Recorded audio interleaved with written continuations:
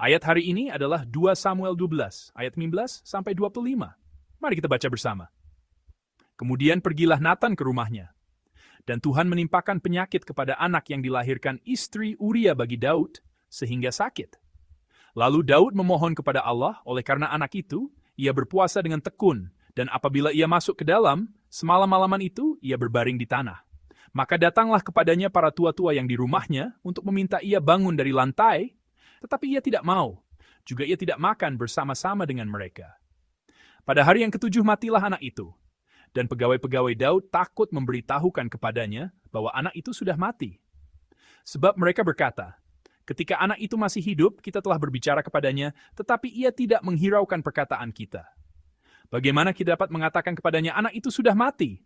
Jangan-jangan ia mencelakakan diri. Ketika Daud melihat bahwa pegawai-pegawainya berbisik-bisik, mengertilah ia bahwa anak itu sudah mati. Lalu Daud bertanya kepada pegawai-pegawainya, sudah matikah anak itu? Jawab mereka, sudah. Lalu Daud bangun dari lantai, ia mandi dan berurap dan bertukar pakaian. Ia masuk ke dalam rumah Tuhan dan sujud menyembah. Sesudah itu pulanglah ia ke rumahnya, dan atas permintaannya dihidangkan kepadanya roti, lalu ia makan. Berkatalah pegawai-pegawainya kepadanya, apakah artinya hal yang kau perbuat ini? Oleh karena anak yang masih hidup itu, engkau berpuasa dan menangis, tetapi sesudah anak itu mati, engkau bangun dan makan, jawabnya. Selagi anak itu hidup, aku berpuasa dan menangis, karena pikirku, siapa tahu Tuhan mengasihani aku, sehingga anak itu tetap hidup. Tetapi sekarang ia sudah mati. Mengapa aku harus berpuasa? Dapatkah aku mengembalikannya lagi? Aku yang akan pergi kepadanya, tetapi ia tidak akan kembali kepadaku. Kemudian Daud menghibur hati Batsheba, istrinya. Ia menghampiri perempuan itu dan tidur dengan dia. Dan perempuan itu melahirkan seorang anak laki-laki. Lalu Daud memberi nama Salomo kepada anak itu. Tuhan mengasihi anak ini dan dengan perantaraan Nabi Nathan, ia menyuruh menamakan anak itu Yedijah, oleh karena Tuhan. Amin. Pada sesi kedua tentang spiritualitas Daud ini, saya akan berbagi firman Tuhan dengan judul Kelekatan yang Bodoh. Pertama-tama, saya akan membacakan sebuah puisi. Banyak orang yang terlupakan meski kita bertemu dengannya. Mengapa kita justru menjadi orang yang saling teringat setelah berpisah? Orang-orang hidup dengan mudah melupakan. Tetapi cinta macam apa yang begitu dalam, hingga kita menjadi sepasang kekasih yang bukan kekasih, yang semakin jelas teringat seiring waktu. Aku begitu iri pada hati yang tumpul, yang hidup dengan mudah melupakan. Ini adalah puisi karya penyair Wontayon yang berjudul Kelekatan yang Bodoh. Saya mengutipnya sebagai judul khotbah hari ini. Sang penyair mengungkapkan perasaannya yang justru menjadi lebih jelas setelah perpisahan. Ia merasa sangat menderita karena tidak bisa seperti orang lain yang tampaknya mudah melupakan. Perasaan inilah yang disebut sang penyair sebagai kelekatan. Dan di depan kata kelekatan itu, ia menambahkan satu kata sifat yang bunyinya sama, namun artinya berbeda untuk dijadikan judul puisinya. Kelekatan yang bodoh. Penyesalan itu bodoh. Sang penyair menemukan bahwa di dalam dirinya masih tersisa perasaan yang tidak terkelola dengan baik. Dan ia tampaknya menyalahkan dirinya sendiri sebagai orang yang bodoh dan dungu karena tidak bisa mengelola perasaannya dengan benar. Dan ia sangat iri melihat orang-orang yang mudah melupakan. Hal yang membuat sang penyair iri, yaitu mengelola perasaan yang tersisa dengan baik, sebenarnya bukanlah hal yang mudah bagi orang biasa. Berapa banyak orang di dunia ini yang hidup tanpa menyisakan penyesalan? Setelah sepasang kekasih putus, mereka menyesal. Seandainya waktu itu aku berbuat lebih baik, atau seandainya waktu itu aku tidak mengatakan hal itu. Sepertinya, selain penyair Yu Chi-hwan, tidak ada orang lain yang bisa berkata, aku bahagia karena telah mencintai, tanpa penyesalan. Ada saat ketika saya merenungkan kembali pelayanan saya di gereja sebelumnya, saat saya menerima panggilan untuk menjadi pendeta di gereja kita ini. Meskipun saya berpikir bahwa saya tidak bermalas-malasan dari hari ke hari dan melayani dengan penuh semangat di setiap momen. Namun setelah waktu berlalu, yang datang membanjiri pikiran saya adalah penyesalan dan kelekatan yang tak terhindarkan. Seandainya waktu itu tidak ada corona, seandainya saja waktu itu tersedia kondisi yang memungkinkan saya lebih fokus pada pelayanan, seandainya waktu itu ada orang yang bisa membantu saya. Pikiran-pikiran seperti inilah yang muncul. Singkatnya, itu adalah waktu di mana penyesalan datang membanjiri. Melalui nas hari ini, saya ingin kita merenungkan bersama tentang penyesalan ini. Apakah mungkin hidup tanpa penyesalan jika kita memiliki iman? Mungkinkah menjalani kehidupan iman tanpa penyesalan? Saya rasa kisah yang paling mendekati jawaban atas pertanyaan itu adalah kisah dalam nas hari ini. Dalam nas hari ini, Daud melakukan tindakan yang agak aneh. Tindakan ini sama sekali tidak terduga oleh orang-orang di sekitarnya dan membuat semua orang sangat kebingungan. Selama kita merenungkan kitab 2 Samuel, kita telah melihat Daud menyaksikan kematian beberapa orang. Ketika mendengar kabar duka, ia adalah sosok yang selalu memimpin di barisan depan dalam perkabungan untuk meratapi kematian orang-orang ia kasihi dan yang memiliki hubungan dengannya. Ketika mendengar kabar kematian Saul dan Yonatan, ia merobek pakaiannya, berpuasa dan berkabung. Bahkan, saat itu ia begitu berduka hingga menggubah sebuah lagu ratapan. Selain itu, meskipun hubungannya tidak terlalu dekat, Alkitab mencatat bahwa ketika Abner meninggal, Daud memimpin ratapan atas kematiannya. Bahkan setelah nas hari ini pun, Daud akan berkali-kali meratapi dan menangisi kematian orang lain. Karena Daud adalah orang yang seperti itu, nas hari ini menjadi lebih sulit untuk dipahami. Sebab, dalam nas hari ini terjadi sebuah peristiwa yang siapapun akan setuju bahwa Daud seharusnya meratap dan menangis. Namun, Daud sama sekali tidak melakukan hal itu. Ia seolah-olah sengaja tidak mau berkabung. Peristiwa yang terjadi dalam nas hari ini adalah kematian seorang anak. Anak yang lahir dari hubungan Daud dan Batsheba meninggal setelah 7 hari. Sebelum anak itu meninggal, Daud berpuasa dan menangis dengan sedih. Ia tidak makan dan tidak minum, tidak tidur, dan menghabiskan waktunya di hadapan Tuhan seperti itu. Menurut ungkapan di ayat 19, para pegawai seniornya datang dan mencoba menenangkannya dengan berkata, "Jagalah kesehatan baginda." Tetapi Daud tidak bergeming sedikit pun dari tempatnya.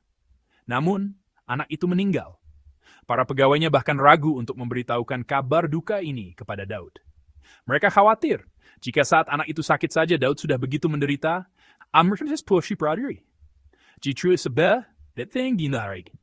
terdengar suara para pegawai berbisik-bisik di luar. Mendengar suara itu, Daud menyadarinya. Anak itu pasti sudah meninggal. Setelah memastikan kepada pegawainya, Daud bertindak seperti ini. Inilah tindakan yang aneh itu. Ayat 20. Mari kita baca bersama-sama. Lalu Daud bangun dari lantai. Ia mandi dan berurap dan bertukar pakaian.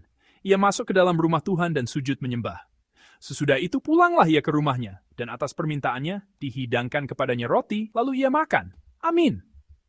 Alasan para pegawai tidak bisa menyampaikan kabar duka kepada Daud adalah karena mereka khawatir Daud akan sangat putus asa dan hatinya akan terluka parah, atau ia akan menangis terseduh-seduh hingga tubuhnya jatuh sakit. Namun, berbeda dengan kekhawatiran ini, Daud melakukan tindakan yang sama sekali di luar dugaan. Setelah mendengar kabar itu, ia segera bangkit, mandi, mengurapi diri dengan minyak, dan berganti pakaian. Kemudian, setelah beribadah kepada Tuhan, ia kembali ke istana, meminta makanan, dan makan. Singkatnya, ia kembali ke kehidupan sehari-harinya yang biasa. Sebenarnya, Daud sedang menghadapi peristiwa yang seharusnya menghancurkan rutinitasnya. Seharusnya ia meninggalkan rutinitasnya dan memasuki waktu khusus untuk berkabung. Tetapi Daud justru melakukan sebaliknya. Para pegawai berpikir Daud akan menangis terseduh-seduh. Mereka pasti berpikir bahwa ia akan membutuhkan waktu lebih lama untuk berduka dan berkabung. Itulah sebabnya mereka khawatir tubuh raja akan jatuh sakit. Namun, Daud tidak bertindak seperti itu. Entah mengapa, ia tidak meratapi kematian anaknya. Bahkan ia seolah-olah tidak bersedih dan malah menunjukkan sikap seorang ayah yang berhati dingin, seolah-olah merasa lega. Tindakan Daud ini apa sebenarnya maknanya? Mengapa Daud bertindak seperti ini? Atas pertanyaan yang sama dari para pegawainya, Daud menjawab seperti ini. Mari kita baca bersama ayat 22 dan 23. Jawabnya, "Selagi anak itu hidup, aku berpuasa dan menangis karena pikirku, siapa tahu Tuhan mengasihani aku sehingga anak itu tetap hidup. Tetapi sekarang ia sudah mati, mengapa aku harus berpuasa? Dapatkah aku mengembalikannya lagi? Aku yang akan pergi kepadanya, tetapi ia tidak akan kembali kepadaku." Amin. Daud berpuasa dan menangis saat anak itu masih hidup. Ia berkata bahwa saat itu ia berpuasa dan menangis karena ada kemungkinan Tuhan akan menyelamatkannya. Namun setelah anak itu tiada, ia kembali ke kehidupan sehari-harinya. Ia berkata bahwa karena tidak ada kemungkinan anak itu akan kembali, maka tidak ada lagi alasan untuk berpuasa dan menangis. Perkataan ini harus ditafsirkan seperti ini. Singkatnya, ia tidak akan menyimpan penyesalan. Artinya, ia telah melakukan semua yang ia bisa. Jadi tidak ada penyesalan. Dengan kata lain, ia telah menangis tanpa penyesalan saat anak itu masih hidup. Sampai-sampai ia tidak perlu menangis lagi ketika anak itu meninggal. Jadi ketika anak itu meninggal, ketika ia tidak bisa melakukan apa-apa lagi, ia mengaku bahwa ia telah melakukan yang terbaik yang ia bisa saat anak itu masih hidup, saat ia masih bisa berbuat sesuatu, agar tidak ada penyesalan dan kelekatan yang tersisa. Karena itu, ia tidak menyesal dan tidak akan menyimpan kelekatan lagi. Meskipun tindakan Daud ini terlihat sangat dingin, dan di sisi lain juga mengkhawatirkan, seolah-olah ia telah menutup hatinya karena syok. Sebenarnya tindakan ini adalah sebuah spiritualitas Daud yang dalam, sebuah pengakuan iman Daud yang mendalam yang berakar kuat pada situasi yang realistis.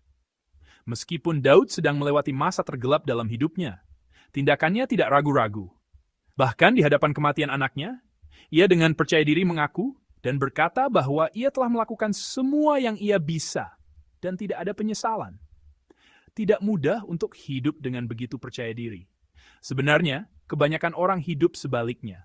Mereka tidak melakukan apa yang bisa mereka lakukan saat ada kesempatan, dan baru menyesal ketika sudah tidak bisa melakukannya lagi. Itulah cara hidup manusia. Ketika ada kesempatan dan kemungkinan, mereka melewatkannya, dan baru menyesalinya ketika kesempatan dan kemungkinan itu telah hilang. Kita seharusnya berbakti kepada orang tua selagi mereka masih hidup. Tetapi kita selalu melewatkan kesempatan itu. Karena kita berencana melakukannya besok. Tetapi hari esok seperti itu tidak pernah benar-benar datang kepada siapapun. Dulu, ketika saya belum punya mobil, saya pernah bermimpi seperti ini. Nanti kalau sudah punya mobil, yang semua emotions dikikis terus pergi lari. Namun, ketika saya akhirnya punya mobil, orang tua saya tidak menunggu sampai saat itu. Ada saat ketika saya mengajak ibu saya yang telah sendiri berjalan-jalan di Swiss, dan di sudut hati saya teringat pada ayah saya yang telah meninggal. Inilah cara hidup dengan kelekatan yang bodoh yang dijalani oleh orang-orang pada umumnya. Kelekatan yang bodoh. Kita tidak melakukannya sekarang, dan menumpuk penyesalan, lalu berencana melakukannya nanti, dan akhirnya menyisakan kelekatan. Saudara-saudari yang terkasih, jika ada sesuatu yang harus Anda lakukan, lakukanlah sekarang. Dan hiduplah hari ini dengan segenap tenaga, agar tidak ada penyesalan. Hiduplah saat ini dan hari ini dengan segenap tenaga, agar seperti Daud, bahkan setelah kemungkinan dan kesempatan hilang, Anda bisa bangkit berdiri dan berkata, saya tidak lagi menyesali hal ini, dan tidak ada lagi kelekatan. Semoga hari-hari seperti ini menumpuk, dan menjadikan seluruh hidup kita sebagai hidup tanpa penyesalan. Saudara-saudari yang terkasih, saya memberkati Anda dalam nama Tuhan, agar Anda dapat menjalani hidup tanpa penyesalan, dan hari ini tanpa sesal seperti yang ditunjukkan oleh Daud. Namun, saudara-saudari, ada satu hal yang harus kita ingat di sini, yaitu, hidup tanpa penyesalan seperti ini tidak akan pernah bisa dicapai, hanya dengan tekad atau semangat manusia semata. Hal seperti ini tidak terjadi hanya dengan kemauan atau usaha manusia. Hal terpenting dalam hidup tanpa penyesalan, Daud adalah pengakuannya akan kedaulatan Tuhan, bahwa Tuhan adalah Tuhan atas dirinya dan Tuhan atas seluruh sejarah. Karena ia mengakui Tuhan sebagai penguasa sejarah, ia dapat menjalani hari demi hari tanpa penyesalan. Kisah itu muncul di ayat 22 dan 23 yang baru saja kita baca. Mari kita baca sekali lagi nas hari ini, ayat 22 dan 23. Jawabnya, selagi anak itu hidup, aku berpuasa dan menangis. Karena pikirku, siapa tahu Tuhan mengasihani aku sehingga anak itu tetap hidup. Tetapi sekarang ia sudah mati. Mengapa aku harus berpuasa? Dapatkah aku mengembalikannya lagi? Aku yang akan pergi kepadanya, tetapi ia tidak akan kembali kepadaku. Amin. Pengakuan ini bukan sekadar pengakuan Daud bahwa saya tidak menyesal. Seni, pada sakar perfekan, you are rauschen, lidi. Hudini, kan you seem what you stolid. You were duly flubrai. Di dalam pengakuan ini, Daud dengan sungguh-sungguh mengakui Tuhan yang berdaulat atas sejarah. Yang menyelamatkan anak itu bukanlah puasanya, air matanya, atau doanya. Yang menyelamatkan anak itu hanyalah belas kasihan Tuhan, hanyalah kemurahan hati Tuhan. Jadi, hidup tanpa penyesalan sebenarnya adalah seperti ini. Bukan sekadar tidak menyimpan kelekatan karena telah melakukan yang terbaik, melainkan keadaan penyesalan manusiawi ini, perasaan yang tidak terkelola, diubah dan ditransformasikan menjadi hidup, di mana penyesalan itu hilang melalui perjumpaan dengan Tuhan yang berdaulat. Puasa Daud, doa Daud adalah waktu seperti ini. Saat berdoa untuk anaknya yang sakit, ia sedang menata hatinya satu persatu. Hatinya yang tidak terkelola itu, di dalam Tuhan dan bersama Tuhan. Selama berpuasa, meratap dan berdoa sepanjang malam, ia sedang menyentuh dan menangani hatinya yang tidak terkelola yang terus bergejolak di hadapan Tuhan dan bersama Tuhan. Saat itu, hati Daud mungkin seperti ini. Rasa bersalah karena telah berbuat dosa terhadap Tuhan yang telah memberinya berkat begitu besar, yang telah mengangkatnya dari seorang gembala yang bukan siapa-siapa ke tahta kerajaan. Juga, rasa bersalah yang mendalam terhadap seorang wanita yang dalam sekejap kehilangan suami dan juga anaknya. Dan yang terpenting, rasa bersalah yang menusuk tulang karena dosanya menyebabkan seorang anak yang tidak bersalah harus mati. Mungkin, di dalam hati Daud, perasaan-perasaan ini bercampur aduk. Perasaan yang terus bercampur aduk dan tidak terkelola, hati yang menyesal karena seharusnya tidak melakukan itu. Inilah yang menjadi judul khotbah hari ini, kelekatan yang bodoh. Tuhanlah yang menata hati Daud ini, agar ia tidak lagi hidup tertekan oleh kelekatan yang bodoh. Selama ia berdoa untuk anaknya, Tuhan membuatnya melihat dirinya sendiri yang tidak bisa berbuat apa-apa. Dan Tuhan menunjukkan dirinya yang dapat melakukan segala sesuatu. Jika Tuhan menghidupkan, ia hidup. Jika Tuhan mematikan, ia mati. Baik anak itu maupun Daud sendiri, demikianlah Tuhan menyatakan dirinya sebagai Tuhan atas Daud. Saudara-saudari yang terkasih, adakah di antara Anda yang sedang melewati masa sulit karena hati yang tidak terkelola? Adakah yang hatinya menderita karena terus-menerus menyimpan penyesalan? Berdoalah seperti Daud. Saat Anda bisa berdoa, berusahalah sebaik mungkin untuk tinggal di hadapan Tuhan. Tinggallah di hadapan Tuhan, agar tidak ada penyesalan, agar tidak ada kelekatan yang tersisa. Di dalam doa itu, jumpailah kembali secara mendalam Tuhan, yang adalah Tuhan. Tuhan yang berdaulat atas sejarah. Tuhan yang juga berdaulat atas hidup Anda. Dan seperti Daud, bangkitlah kembali dari tempat itu. Memulai minggu yang baru ini, semoga setiap jemaat sekalian melayani Tuhan yang berdaulat tanpa penyesalan, dan menjalani hari ini dengan segenap tenaga agar tidak ada kelekatan yang tersisa. Saya memberkati Anda dalam nama Tuhan. Mari kita merenungkan firman yang telah diberikan dan bersama-sama memuji. Takkan kutukar kau Tuhan. Takkan kutukar kau, Tuhan anugerah lain tak kucari. Hanya kau, Tuhan, penolong hidupku. Wajahmu ingin kulihat. Ku cinta kau Tuhan. Dengan segenap hati dan jiwa. Ku ingin jadi sahabatmu yang setia. Mari kita mengambil waktu untuk berdoa bersama. Saudara-saudari, apakah ada penyesalan yang tersisa? Apakah di dalam hati Anda ada perasaan yang tidak terkelola, kelekatan yang tersisa?